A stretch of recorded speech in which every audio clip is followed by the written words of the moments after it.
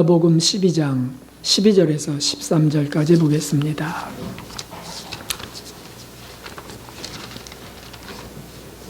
마가복음 12장 12절에서 13절 말씀.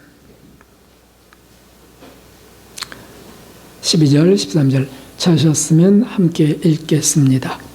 저희가 예수님의 이 비유는 자기들을 가리켜 말씀하심인 줄 알고 잡고자 하되 무리를 두려워하여 예수님을 버려두고 가니라. 저희가 예수의 말씀을 책잡으려 하여 바리새인과 헤롯 땅 중에서 사람을 보내매. 아멘. 하나님의 풍성한 은혜와 자비와 거룩한 진리의 빛이 오늘 모이신 모든 분들의 심령 속에 가득 부어지기를 주님의 이름으로 기원합니다. 우리 분들에게 하나님을 사랑하고 예수 그리스도를 사랑합시다. 이렇게 인사하겠습니다. 하나님을 사랑하고 예수 그리스도를 사랑합시다. 네, 감사합니다.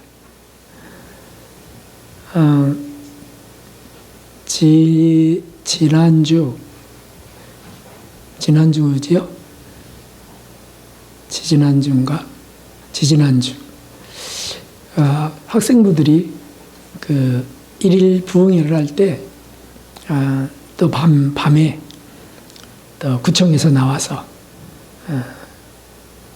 또 점검하고 또 주의를 주고 가셨어요. 별일은 아니었고 밤 늦게까지 해서는 안 된다 하시면서 가셨습니다. 오늘은 명절이니까 사실 그럴 일은 없겠는데도 우리가 모여있지 않도록 좀 하는 것도 필요할 것 같습니다. 모여있지 않도록. 그래서 좀 떨어져 앉으셨으면 좋겠습니다. 제가 보니까 요 가운데 뒷부분에 유독 거기 은혜가 크신지 그 자리로 모여 계셔요. 그래서 좀 흩어져 앉으시면 좋겠습니다. 네. 네, 감사합니다. 우리가 보통 한 번 앉으면 그게 이상하게 끌어당기죠. 교회 들어오면 그 자리가 이상하게 끌어당겨요. 그래서 우리가 혹시 이것도 자아인가 아집인가 그러면 매주 자리를 바꿔 앉는 훈련도 좀 필요하지 않을까 싶기도 하고 그렇습니다.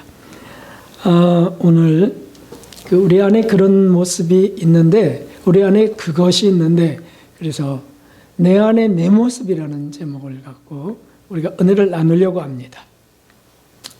내 안에 내 모습. 얼마 전에, 오래전이죠. 한 20여 년 됐을까요? 내 마음속에 울고 있는 내가 있어요 라는 책을 쓰신 분이 있었습니다. 목사님이셨는데 상담 심리에 대한 책입니다. 그것은 상담 사례를 중심으로 쓴 기독 상담 치료에 대한 내용입니다. 그래서 성장하면서 자라지 못한 부분, 우리가 성장하면서 다 자라야 되는데 자라지 못한 부분이 있는 성인 아이에 대한 내용들이 거기 소개됩니다. 그래서 주님의 은혜와 복음으로 치료될 수 있음을 거기서 이제 사례를 들어서 치료된 예들을 또 적으면서 은혜스럽게 이제 풀어나간 책입니다. 사람들은 종종 내가 왜 이러지? 내가 아닌 것 같아. 내가 미친 것 같아. 나도 내가 싫다. 이런 부정적이고 회의적이고 자괴감이 드는 이런 일들을 종종 경험합니다. 그래서 내 안에 또 다른 내가 있는 것을 발견하고 혼란스러워한다는 거예요. 실제로 그렇죠. 이건 내가 아니야. 내가 아니야. 본래 내가 아니야. 이렇게. 원래 내가 아니야. 이렇게 말합니다. 그런데 실은 이것은 모든 사람들, 죄 가운데 태어난 모든 죄인들 속에 있는 자아예요. 자아. 오늘은 오늘 본문을 포함한 마가복음 12장 전체 속에서 내 안에 내 모습을 좀 찾아보려고 합니다. 그래서 주님의 은혜와 빛으로 치료받기를 원합니다. 할렐루야. 저와 여러분이 치료받기를 원합니다. 주님은 치료하는 광선이라고 하셨어요. 의로운 해가 떠올라 치료하는 광선을 바란다고 하셨어요. 뭐 여호와를 경외하는 자들에게라고 하는 단서가 있지만, 여러분 오늘 여기 나온 게 이 추석 명절 연휴, 황금 연휴 기간에 여기 나온 게 하나님을 경외함이 아니라면 우리가 왜 나오겠습니까? 놀러 가지요. 그렇다면 경외하는 우리에게 치료하는 광선을 비추신다고 했어요. 오늘 그 치료하는 빛을 받으셔서 정말 내 안에 한 부분, 성인아이 한 부분들이 치료되는 애 있기를 주님의 이름으로 축원합니다.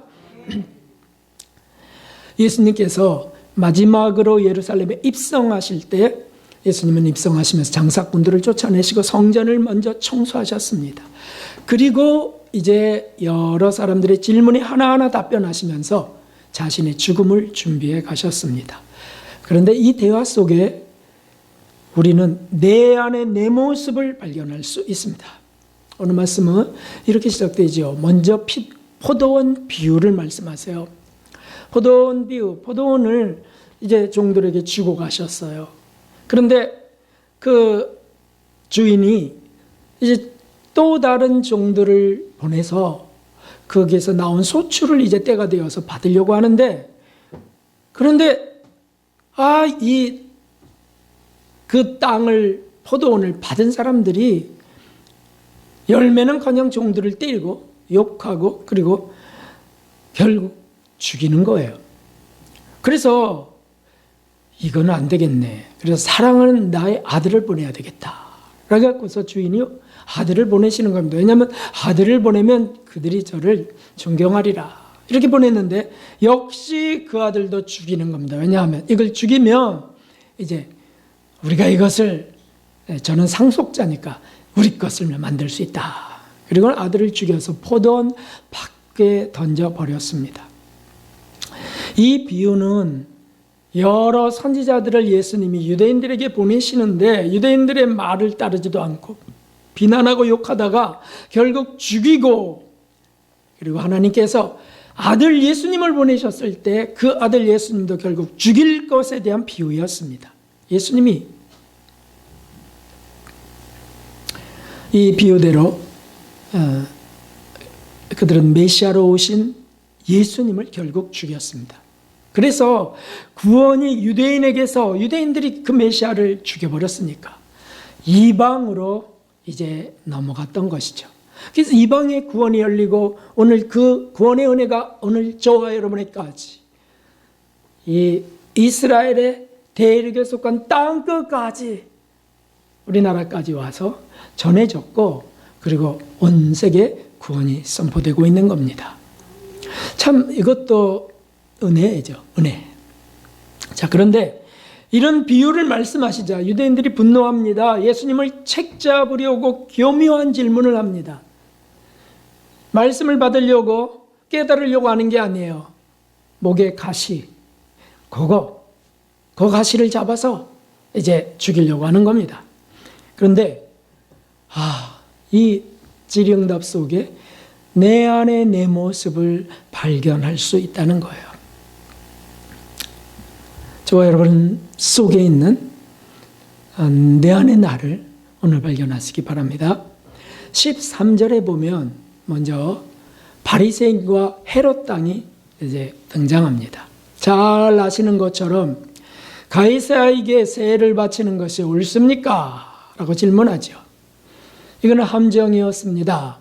당시 로마의 압제를 당하고 속국으로 되어 있는 이스라엘이, 백성들이 로마에 세금을 바치는 거, 그러면 그건 매국노다 라고 하면서 사실은 세금도 바치지 말고 저항해야 된다, 이런 사람들이 그 바리새인과 헤롯 당이었다는 거죠.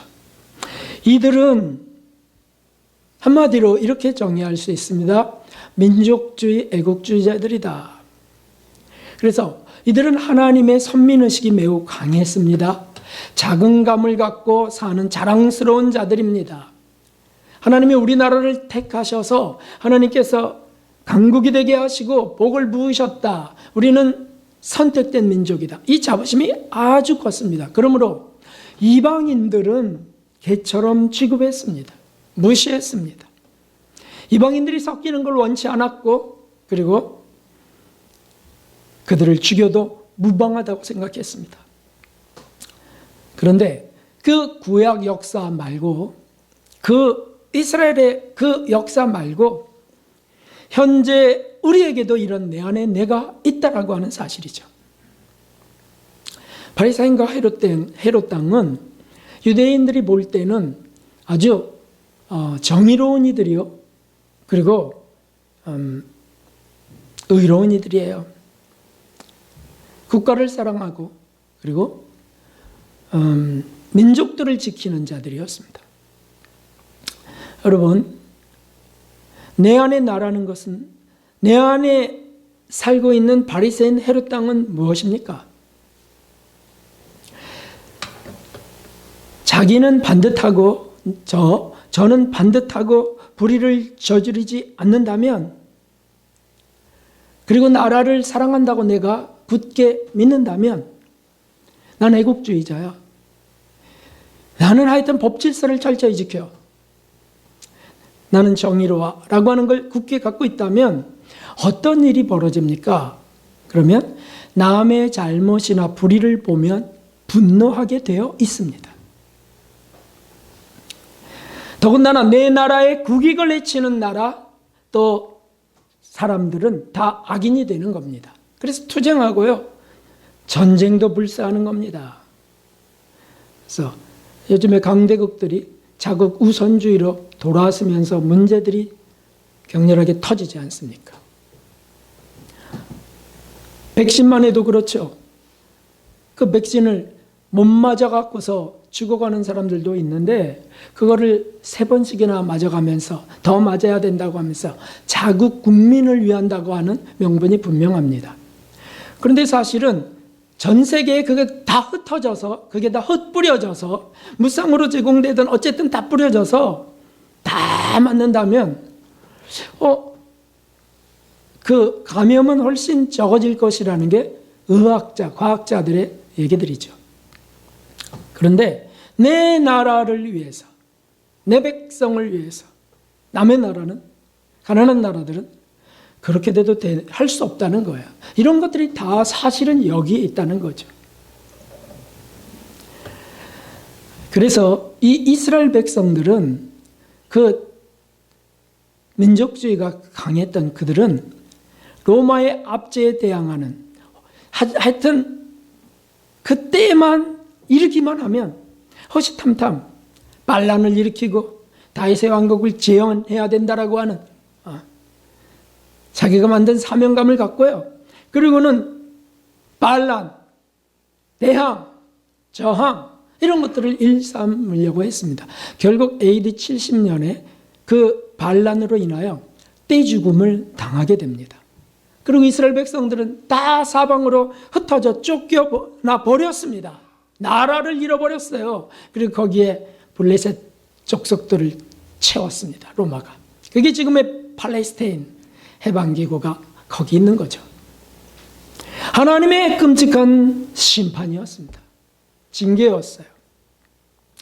그리고 거의 1900여 년간이나 나라 없는 서름을 당하며 유리 방황하고요, 히틀러에 의해서 수백만이 죽고요, 끔찍한 그런 수모를 겪었습니다. 중요한 것은, 그런 역사보다 더 중요한 것은 그런 성질이 내 안에 있다는 사실입니다.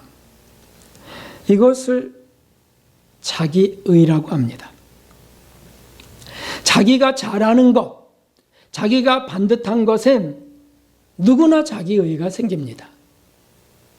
아무리 난 아니라고 부정해도 속에 있어요, 자기의가. 그것을 누가 지적하거나 잘못됐다 하거나 또는 타인의 불의를 접하게 되면 영락없이 분노가 나타납니다. 내가 집안에서만도 말이죠, 집안을 깔끔하게 정리했는데 그냥 가족 하나가 그걸 엉망진창으로 그냥 무질서하게 사는 거예요. 우리 여인들의 자기의는 싱크대 속에 있다고 누가 그러더라고요. 잘 정리해 놨는데 그 밥숟가락 뭐 이런 것들을 그냥 자기 마음대로 쓰고 설거지는 늘 지저분하게 하고, 그럼 안집에 받을 여인이 없습니다. 없어요. 그게 뭐죠?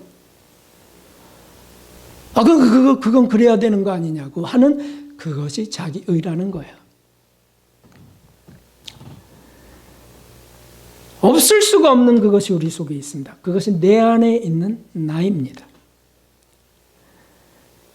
그런데 그것이 그 자기 의가 어떻게 연결되어 있냐면 교만성과 연결되어 있어요. 아집성과 연결되어 있어요. 이거는 그냥 자동적으로 나올 수밖에 없는 성질이에요. 마귀가 심어놓은 성질이잖아요. 그런데 이 바리새인과 헤롯 당들은 그것을 눈치채지 못하는 것이라는 거죠. 내 안에 자기의가 일어나고 있는 동안에는 교만과 아집의 죄를 눈치채지 못합니다. 그것이 진실하게 고백되기도 어렵습니다. 어떻게 생각합니까?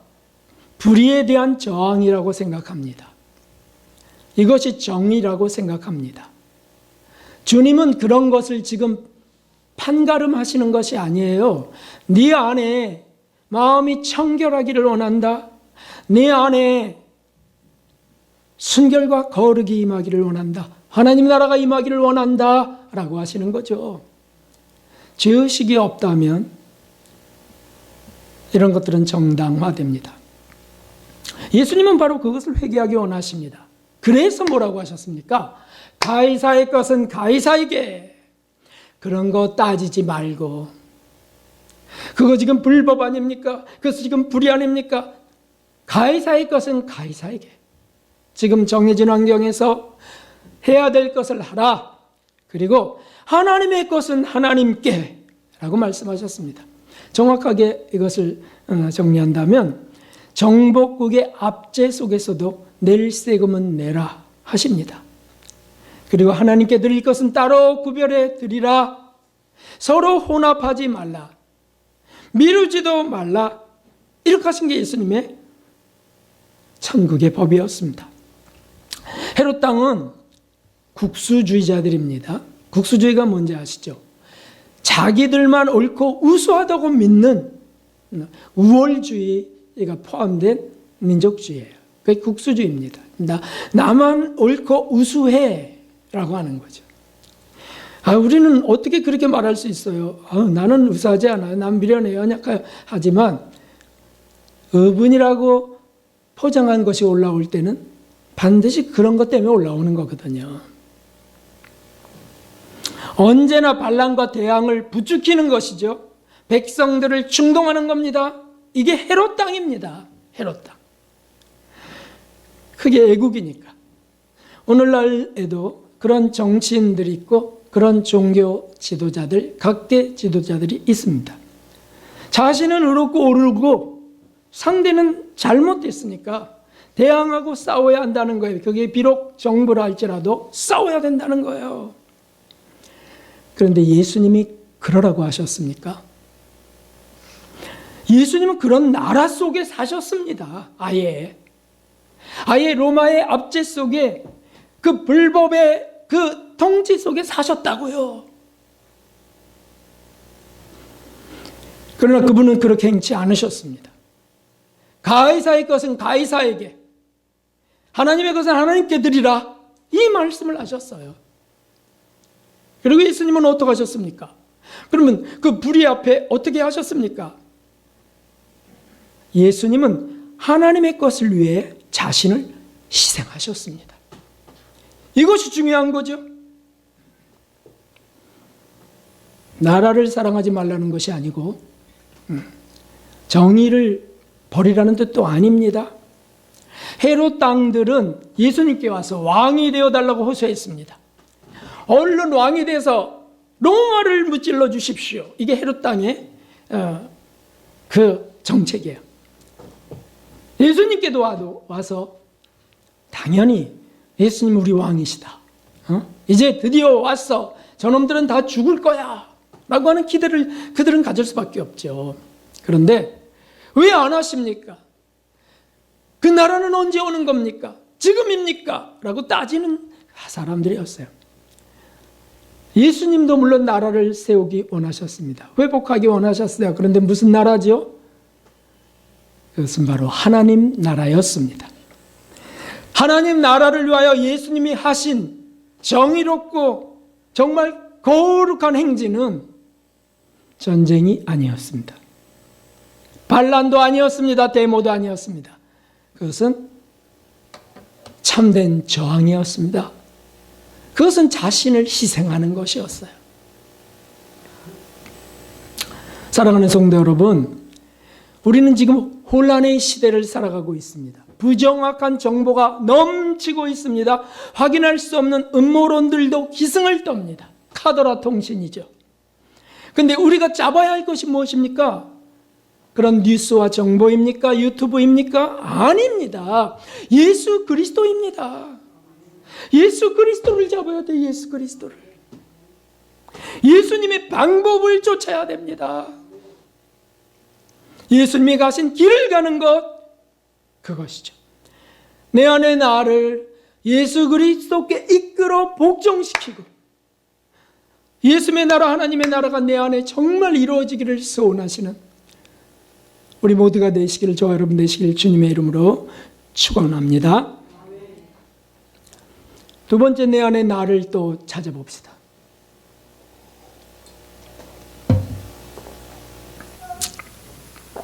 18절에 보면 사두개인이 등장합니다. 사두개인. 18절을 잠시 보시면 부활이 없다 하는 사두개인들이 예수님께 와서 물어가로되 라고 했습니다. 그래서 부활이 없다고 하는데 형이 죽었습니다. 그러면 형수님은 유대 전통 속에는 그 동생의 형수를 취해서 그 계보를 이어야 되는 게 법이 있는데 그 또 그렇게 해서 얻었다가 또 죽고 자녀도 없이 그렇게 죽었습니다. 그럼 부활이 있다면 부활할 때 아니 그분은 누구의 아내가 되겠습니까? 참 논리적이나 미련한 질문을 한 거죠. 근데 사두개인들은 왜 그런 엉뚱한 질문을 했을까요? 이해가 됩니다. 그들은 현실주의자였거든요. 물질적인 현실주의자들입니다. 그러니까 영적인 것은 안 믿는 겁니다. 부활도 안 믿습니다. 영의 존재도 안 믿습니다. 당연히 천사는 안 믿을 수밖에 없고요. 그래서 이 사두개인은 유대인이었으면서도 하나님을 믿는 자들이었음에도 불구하고 그저 눈에 보이고 만져지는 것, 이런 것들이 중요한 거예요. 영적인 것은 큰 신비주의로 치부합니다. 제일 중요한 것은 이들에게 사후가 아닙니다. 지금 잘 사는 것이 중요합니다. 그러므로 이스라엘도 현실적으로 누릴 수 있는 풍요로움과 부귀가 아니면 하나님의 택한 나라가 아닌 거예요. 그들에게는, 사두개인에게는. 이해가 되시죠? 부강한 강대국이 되어야만 하나님의 선택된 나라가 된다고 믿었습니다. 이들에게는 영혼의 존재나 영적인 어떤 부여, 평화 이런 별 의미가 없어요.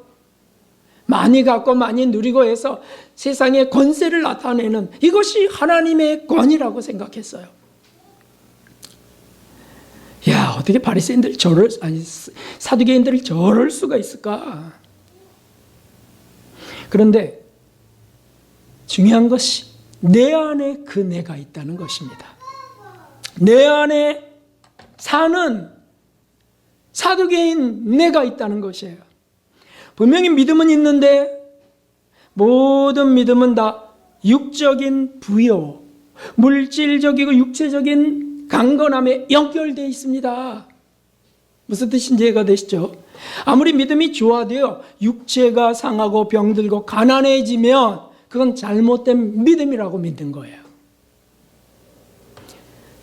믿음이 있고 복을 받은 사람이라면 당연히 부자가 돼야지. 당연히 제 집을 가져야지. 이런 믿음이죠. 한마디로 기복신앙인들입니다. 사두개인들은 기복신앙인들이에요. 그런데 오늘날 교회 안에 이런 믿음이 넘칩니다. 라오디게아 사자는 대표적인 예지요. 그렇죠? 그래서 부요하여 부족함이 없다고 하지만 주님은 영적인 거지다.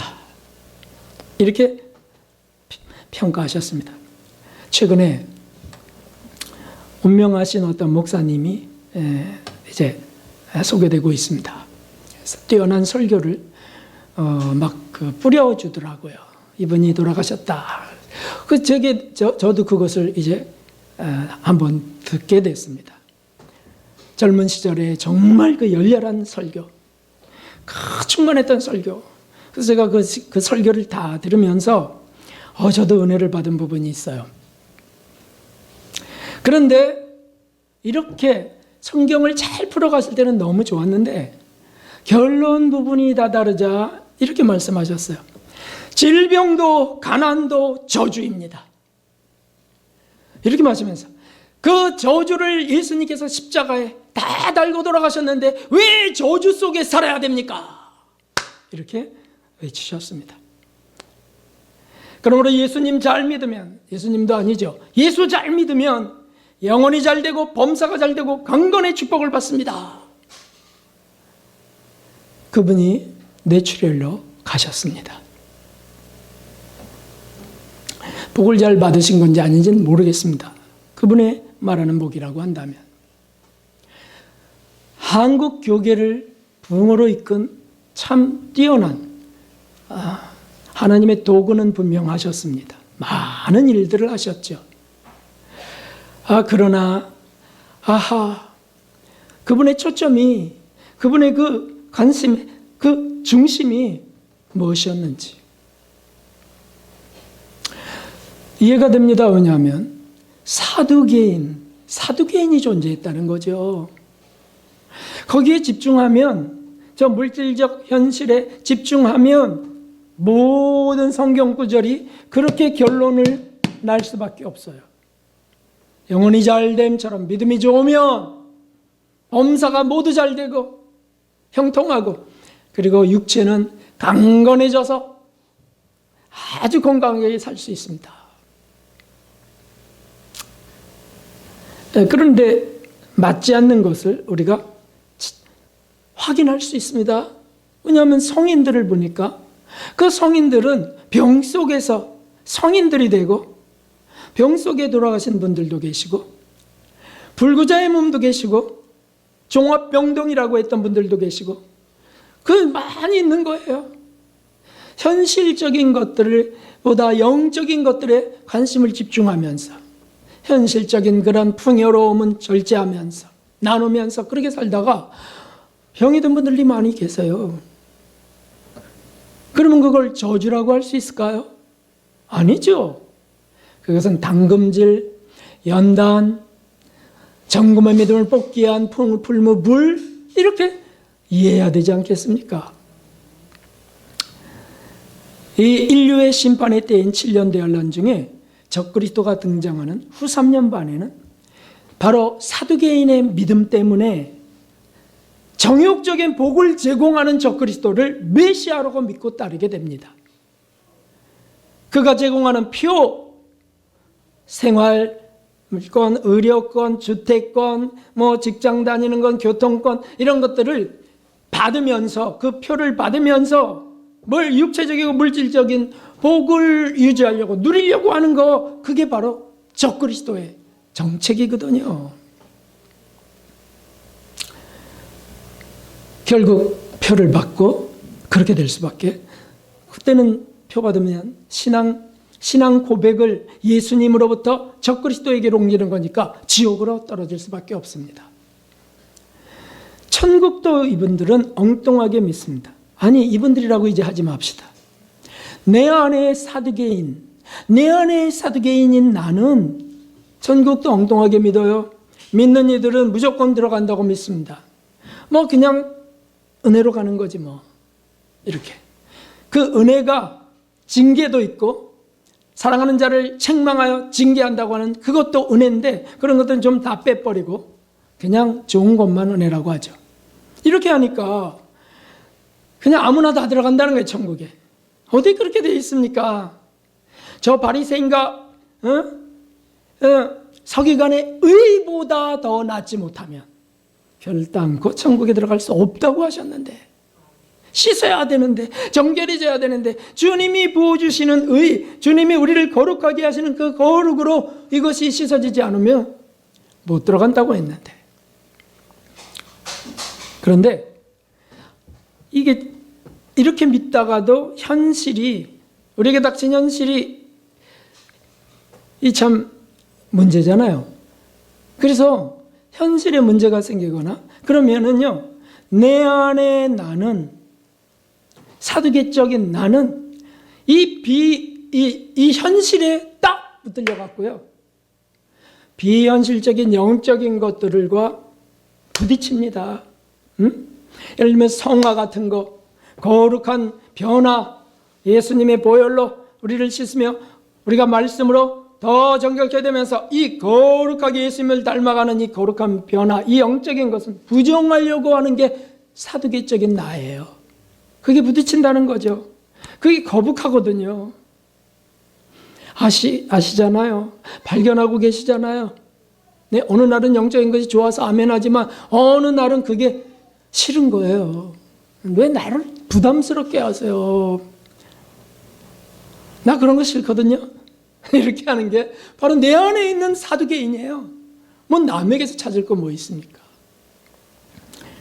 그래서 어떻게 이제 그것을 다투기냐면, 너무 영적이려 하지 말라고, 너무 빠지지 말라고, 이런 내 안의 나를 십자가에 못 박아야 될 줄로 믿습니다. 천국은 예수님처럼 가는 삶의 종점이라는 사실을 우리 기억합시다. 예수님처럼 가서 예수님이 문을 여는 그 나라예요. 그 종착역으로 힘차게 달려가시는, 특별히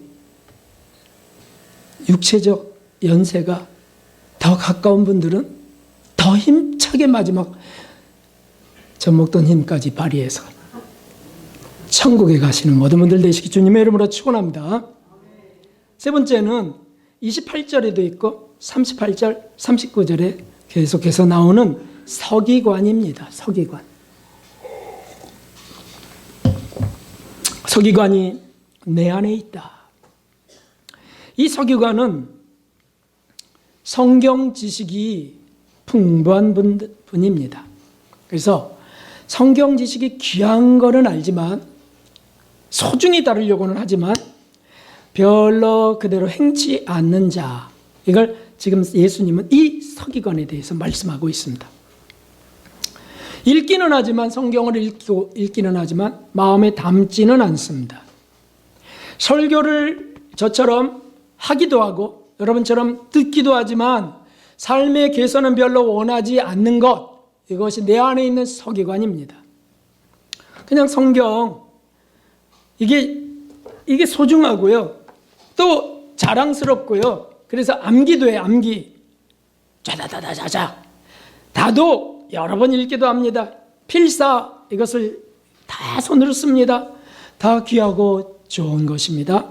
그런데 그것을 하면서 나는 성경을 소중히 지금 대하고 있어 라고만 하고 있다면 그것이 서기관이라는 거죠.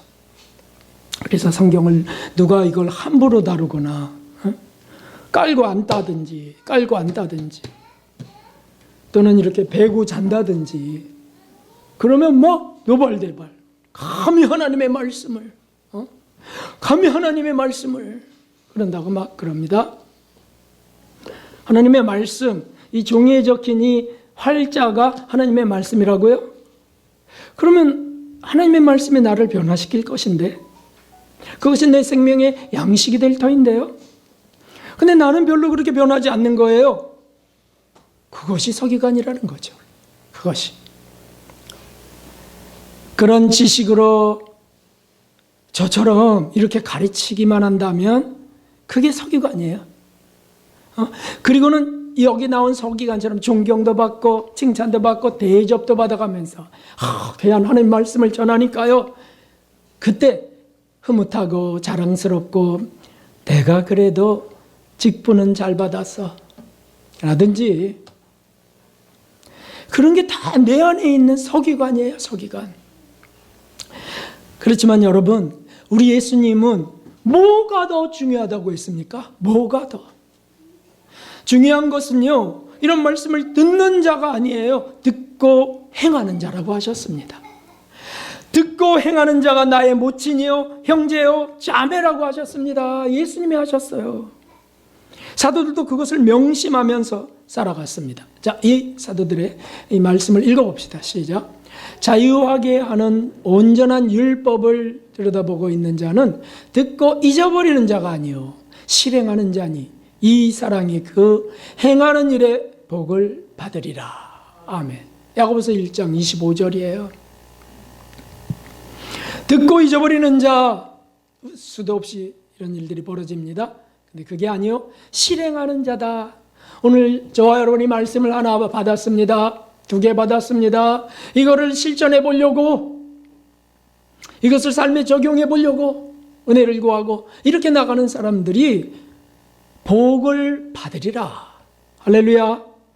그런 사람들이 복을 받는다. 실제 진정한 복을 받는다. 말씀이에요. 이게 말씀이 성경이에요. 그러므로 말씀을 많이 알고 있는 자가 복을 받는 게 아닙니다. 그 알고 있는 게 적을지라도 그것을 행하는 자가 복을 받습니다. 용서? 저를 보십시오. 용서를 정의하는 것을 말하는 것이 아닙니다. 용서하는 것을 말합니다. 여러분, 사화가 무슨 뜻인지 아시나요? 사화는 사과하면서 또 화해하면서 그런 뜻이에요. 사화가 무슨 뜻이라고 하는 걸 원어로 찾아서 해설하는 것이 아니고 사화하는 것, 그 자가 복이 있다는 거죠. 그 자가. 그러니까 용서해야 될 일, 풀어야 될 일, 너희가 땅에서 먼저 풀면 하늘에서도 풀리리라. 하늘에서 풀리라는 게 무슨 뜻입니까? 하늘에서 복을 부어 주신다는 뜻이죠. 할렐루야죠. 할렐루야. 그런데 이 좋은 말씀이 사실은 내 안에서 거부되고 있다. 왜? 서기관에 나가 있으니까. 응? 나도 그거 알아. 나도 안다고. 그런 거 모르는 사람 누구냐고. 이게 서기관이에요. 네? 목사님 또 저 소리. 그거 나도 안다고요. 새로운 것 좀 해주세요. 혹시 이런 게 있다면, 우리 교인들은 그런 분 안 계세요? 이런 게 있다면 그게 서기관이라니까요. 저건 나들으라고 하는 말이야. 요것도 서기관이에요. 제가 지금 들으라고 합니까? 성령이 감동하셔서, 여러분 하나님 앞으로 나왔는데 하나님이 저를 단순한 도구로 사용하셔서 우리에게 들으라고 하시는 건데, 그러면은 아멘 아멘, 제가 회개합니다. 하나님 이것이 내 삶으로 나타나게 해주세요. 이렇게 기도하는 자가 복을 받을 것이다. 아멘이죠. 아멘. 복은 원하지만은 그런 추구, 그런 기도, 그런 노력은 안 한다면 기껏 신비주의, 샤머니즘적 복이나 구하는 사람입니다. 자존심이 문제입니다. 자존심 강한 내가 그것을 거부하고 있습니다. 내 안에 있는 서기관입니다. 자아가 강한 것이 문제입니다. 자아가 강한 내가 절대 먼저 사과 안 하고 절대 용서를 먼저 구하지 않으면 복을 팽개치는 미련한 서기관입니다. 우리는 그렇게 되어서는 안 되겠습니다. 하나님, 주의 뜻을 이루소서. 하나님, 제 속에 이런 더러운 것들이 있습니다. 이런 자아가 있습니다. 용서해 주세요. 라고 하면서 주님 손 붙들고 사랑할 힘을 달라고, 용서할 힘을 주십시오라고 해야 될 줄로 믿습니다. 여러분들 되시고 그래서 복을 받으시길 주님의 이름으로 축원합니다. 마지막으로 한 분이 더 등장하고 있어요. 그건 누굴까요? 이분은 정말 우리 안에 가득해야 될 가난한 과부입니다. 가난한 과부가 이 12장에 소개되어 있어요. 41절에 보니까 이 가난한 과부는 성전에서 헌금을 하는데 무엇을 냈다고요? 두 렙돈, 동전 2개를 냈다는 겁니다. 두 렙돈은 오늘날 가치로 환산하면 1,000원입니다. 1,000원짜리 한 장 달랑 이거 넣었다는 거죠. 요즘에 헌금통에 1,000원을 헌금하는 분이 있다면 그건 좀 마음이 조금 떳떳하지도 못하고 부끄러워하면서 숨겨서 아마 넣을 겁니다. 주일학교도 1,000원은 하는데 하고 하면서 말이죠. 그런데 이 1,000원이 헌금하는 이 1,000원이 그날 그의 생활비 전부였다면 문제는 전혀 달라집니다. 부자는 여유 있게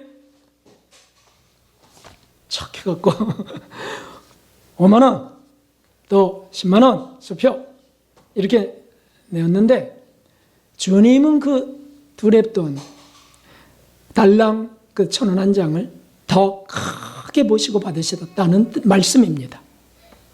자, 보십시오. 이 말씀을 우리 44절의 말씀을 읽어봅시다.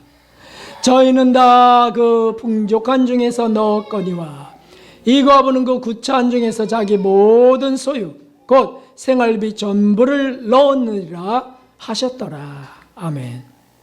무슨 말씀입니까? 예수님은 언제나 마음 중심을 보시면서 그의 믿음이 삶을 이끄는 것을 중요시 하신다는 뜻입니다. 여러분, 우리에게 믿음이 있습니다. 믿음이 있으니 여기까지 오셨습니다. 할렐루야, 감사합니다. 그런데 생활 전반에서도 하나님께 드려지는 것에서도 우리가 사랑하고 용서하는 것에서도 믿음이 삶을 이끄는 것을 원하세요. 사람들은 거꾸로 합니다. 삶이 믿음을 이끌어 갑니다. 네? 생활이 좀 좋으면 믿음 생활 열심히 하려고 그래요. 생활이 어려우면 믿음 생활 살기도 어려운데 해가면서 그냥 사그라져 버려요. 누가 주인입니까? 삶이 주인입니까? 믿음이 주인입니까? 믿음의 주가 우리를 온전케 하십니까? 자기가 애써 하는 삶이 우리를 온전케 합니까? 믿음의 주여 온전케 하시는 이인 예수 그리스도인 줄 믿습니다. 그분이 우리를 온전케 하시는 거예요. 그 믿음이 우리를 살린다고요. 그녀 안에 그냥 그녀가 있는 것이 아니라 그녀 안에 가난한 과부 안에 그냥 그녀가 있는 게 아니라 하나님 말씀과 하나님 사랑이 있는 것을 딱 주님이 귀하게 보셨던 거예요. 바리새인 같았다면 어떻게 했을 것 같아요? 바리새인 같았다면 참 하나님 앞에 이건 창피해서 차라리 안 내는 게 더 나아. 사두개인 같았다면 어떻게 했을까요? 야, 이게 무슨 이 동전도 이게 무슨 현실적으로 무슨 도움이 된다고 모아서 내 모아서 그리고 복도 못 받은 삶이니 하면서 비관하고 내가 무슨 신앙생활 한다 그래. 서기관이라면 어떻게 했을까요? 교회는 가난한 자를 구제하는 곳입니다. 그러므로 가난한 자신은 당연히 받아야 될 것입니다. 이렇게 갖고 정당하게 주장하기 했을 것입니다. 그러나 가난한 과부는 그 구차함 중에도 할 수 있는 한 최선을 다해서 하나님께 드려갔습니다. 여러분, 이것은 비단 헌금만을 말하는 것이 아닙니다. 우리가 주님을 위해서 무엇을 할 때 사람에게 보이려고 하는지 하나님께 보이려고 하는지, 사람에게 보이려고 한 모든 것들은 의를 얻을 수 없다고 하셨어요. 하나님께 또 스스로 떳떳하고 자랑스러운지, 이것은 자기의죠. 부족한 자신을 인정하면서 하나님의 은혜 앞으로 겸허히 나아가는지, 이런 것들이 중요한 것이죠. 자신은 의롭고 타인은 불의하다 하는지, 타인의 모습 속에 자신의 대들보도 보고 있는지, 천국보다 현실을 더 중히 여기는지, 천국을 더 중히 여겨서 현실을 참아가고 있는지, 이런 것들이 정말 소중한 것입니다. 영혼에 대한 것보다 육체에 대한 것을 내가 더 신경 쓰고 있는지, 이 현대인들이 육체 건강에 대한 그 관심에 10%만이라도 영혼에 쏟을 수 있다면 아마 삶은 엄청 개선될 것 같아요. 육체에 너무 신경을 많이 씁니다. 영혼에 신경을 쓴다면 아마 육체는 덤으로 받는 복들도 많이 받을 것 같아요. 약속이시니까요. 사랑하는 성도 여러분, 왜 가난한 과부가 인정과 칭찬을 받습니까? 왜 거지 나사로가 천국 아브라함 품에 안겼습니까? 왜 매국노 세리가 의롭다함을 받고 돌아갑니까? 왜요? 다 그런 것들이 거기에 내포되어 있습니다. 서머나 교회 사자, 환난과 궁핍, 가난한 교회 목사로서 쩔쩔매고 있는데 더 참으라 그러시면서 생명의 면류관을 네가 받으리라 라고 하셨어요. 이런 것들은 다 마음 중심을 보시는 하나님의 평가요, 결론이라고 하는 사실을 우리가 기억해야 되겠습니다. 자꾸 육체적이려고 하는 것, 자꾸 물질적이려고 하는 것, 내 안에 바리새인이 있고 내 안에 사두개인이 있고요, 내 안에 특별히 헤롯 땅이 있다는 걸 찾아가면서 가난한 과부가 되기 원합니다. 이런 소원은 정말 주님을 기쁘시게 합니다. 말씀을 정리합니다. 바리새인 헤롯 땅처럼 스스로 의로운 채는 말아야 되겠습니다. 남의 불의를 탓하다가 정죄의 죄에 빠져서도 안 되겠습니다. 그저 주님 저는 죄인으로서이다 라고 나가는 세리가 될 수 있기를 바랍니다. 사두개인처럼 이 땅과 육체의 삶만을 중시해서는 안 됩니다. 영적인 삶과 천국의 영생을 더 소망하면서 차곡차곡 준비해 가시는 천국 백성들 되시기 주님의 이름으로 축원합니다. 그리고 서기관처럼 성경 지식이나 자랑하고 인정받으려고 말고 성경적 삶을 더욱 구해 가시면서 실제 변화되어가는 은총이 있기를 주님의 이름으로 축원합니다. 그리고 가난한 과부처럼 중심 전체를 들이면서 최선을 다해서 하나님께 나아가시면서 기도에 응답받고 신령한 복을, 약속하신 복을 부으시는, 그리고 약속대로 그 밖에 모든 것을 더하시는 것을, 기적을 체험하면서 사시는 분들 되시기를 주님의 이름으로 축원합니다. 208장 우리 찬송 드리고 기도하겠습니다.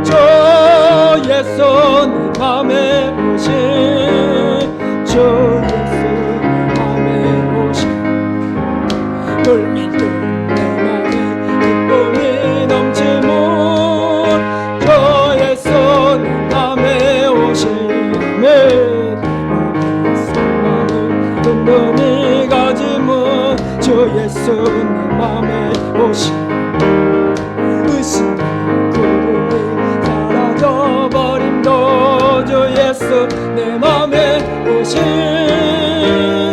주 예수 내 맘에 오신 주 예수 내 맘에 오신